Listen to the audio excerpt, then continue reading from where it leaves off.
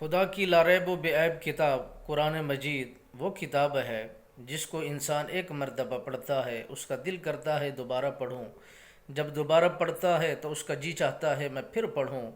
تو ماہ مبارک کے اندر اگر قرآن حضرات کو دیکھا جائے، حفظاء کو دیکھا جائے، علماء کو دیکھا جائے، صالحین کو دیکھا جائے، متقیوں کو دیکھا جائے، تو وہ کلام الہی کی تلاوت اس انداز میں کرتے ہیں، اپنی زبانوں پر اس طرح تسلسل کو جاری رکھتے ہیں کہ اتنا پڑھتے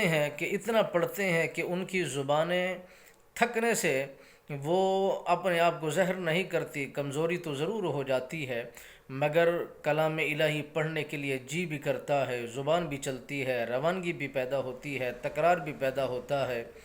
مگر یہ وہ لاریب و بے عیب کتاب ہے، نہ ردی کے بابکتی ہے، نہ اس کے نسخوں کو زمین پر گرایا جاتا ہے، نہ ہی پھینکا جاتا ہے۔ یہ کلام اللہ، یہ کتاب ہے، اللہ کی کلام ہے، اور لاریب و بے عیب کلام ہے،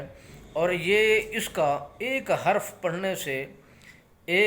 پڑھنے سے 10 نیکیاں، 100 نیکیاں، اس سے بڑھ کر بھی اجر عطا فرمایا جاتا ہے۔ اور جو بندہ روزانہ 2 سپارے پڑھتا ہے تو کروڑوں نیکیاں لے لیتا ہے، کروڑوں اجر لے لیتا ہے، کروڑوں ثوابات کے ذخیرے کو حاصل کر لیتا ہے۔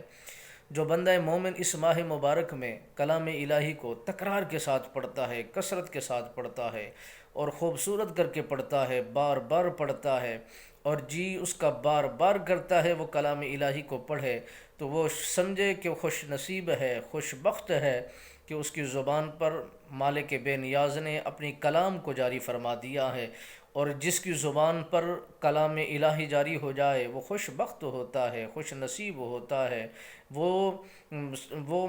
بہترین جوان ہوتا ہے، اللہ کے حضور اس کا مرتبہ و شان بہت بلند و بالا ہوتا ہے۔